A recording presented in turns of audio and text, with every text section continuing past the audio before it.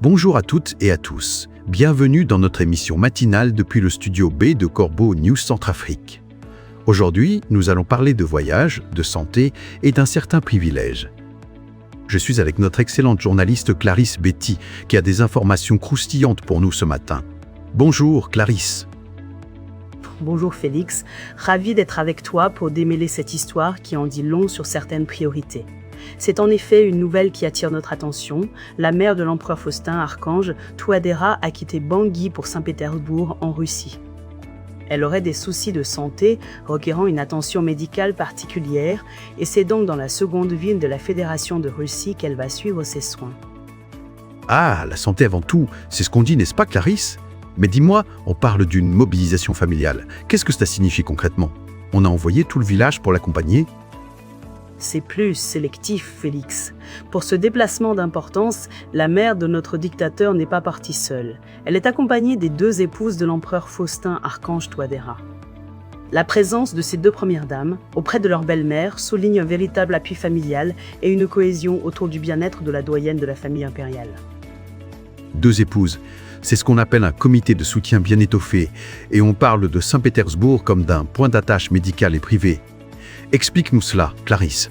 La Russie, c'est devenu la clinique privée de la famille Touadéra? On peut le dire, Félix. Ce n'est pas la première fois que la famille impériale Touadéra fait appel aux établissements de Saint-Pétersbourg. Cette ville russe est devenue, au fil du temps, le lieu de référence pour les besoins médicaux et personnels du cercle impérial.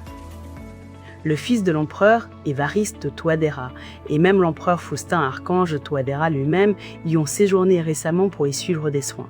D'ailleurs, le chef de l'État y possède une résidence de haut standing, ce qui facilite les longues visites de ses proches. Une résidence de haut standing.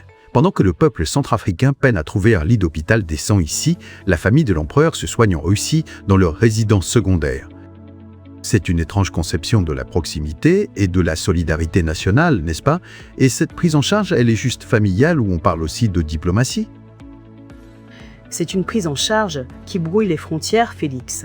Ce déplacement, bien que privé et médical, a bénéficié d'un accompagnement officiel dès l'aéroport de Bangui.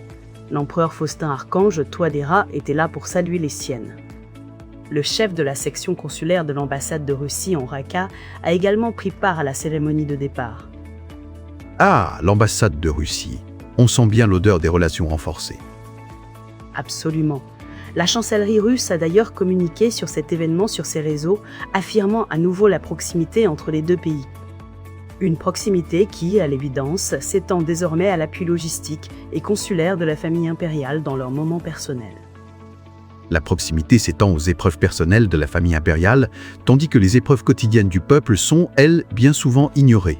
C'est tout à fait édifiant comme image, Clarisse. Merci pour ces précisions. C'est moi qui te remercie, Félix. C'était Clarisse Betty pour Corbeau News Centrafrique. Cet article a été rédigé par Anselme Mambata. Pour toutes vos informations et pour nous joindre, n'oubliez pas nos contacts WhatsApp et téléphone au plus 136 75 60 612 17 000 ou le plus 136 75 Suisse 022 08. Restez connectés à Corbeau News Centrafrique. À très vite.